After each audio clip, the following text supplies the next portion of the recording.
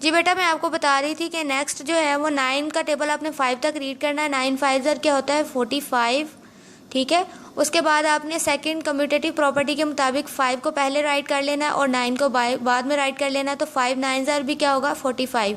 तो इन दोनों के आंसर्स आए 45। 45 को पहले डिवाइड कर लेते हैं 5 पे, देन हम इसको 45 को डिवाइड कर लेंगे 9 पे। 2 डिजिट्स यूज़ हुए हैं ना, ठीक है। 9 5 पे डिवाइड करने से 5 9 ज़र 45 आएगा और 9 पे डिवाइड करने के 9 5 ज़र 45 आएगा, ठीक है।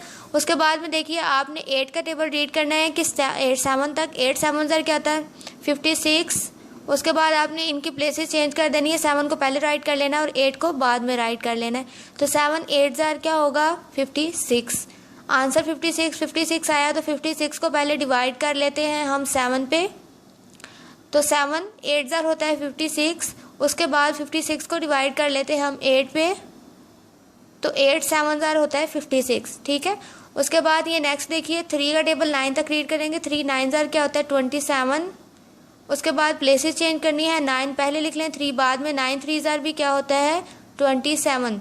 आंसर्स क्या आए हैं 27 को पहले आप डिवाइड कर लें 3 पे, बाद में 27 को डिवाइड कर लें 9 पे।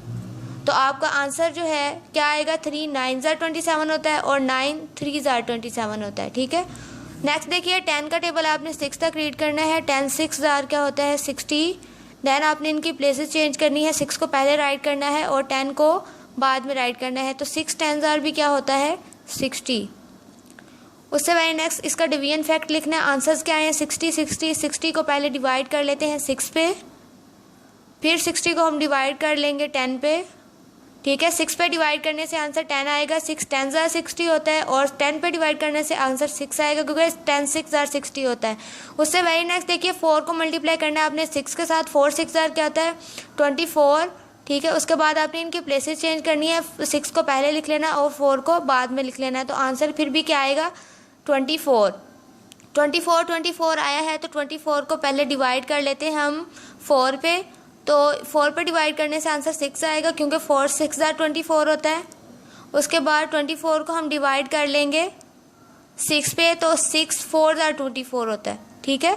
यहाँ तक आप लोगों का जो डिवीजन फैक्ट और मल्टीप्लिकेशन फैक्ट है आप लोगों ने इसको रिवाइज़ कर लिया है क्योंकि हमने चैप्टर नंबर 4 के अंदर मल्टीप्लिकेशन चैप्टर जो था उसके अंदर भी ये फैक्ट पढ़े थे। और इसको पढ़ने के लिए इसको रिवाइज़ करने के लिए हम लोगों के पास अगर किसी बच्चे ने वहाँ पे नहीं समझे तो यहाँ पे समझ सकते हैं। ये टाइम था इनके पास, एक और मौका इनको मिल गया है, रिवाइज़ किया हमने इस चीज़ को।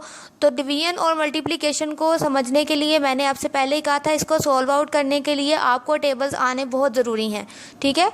और इसके ट्रिक को समझना है आपने जो मैं आपको अंदर समझाती हूँ, ठीक है। इसके जो आंसर्स आते हैं उनको उनके टेबल्स पे डिवाइड कर लेना जहाँ पे जो लिखे होते हैं जिनसे आपने मल्टीप्लाई करके ये आंसर आया है उन्हीं पे बारी बारी आपने इनको डिवाइड कर लेना है। तो आपका डिवीजन फैक्ट बन जाता है, ठीक है।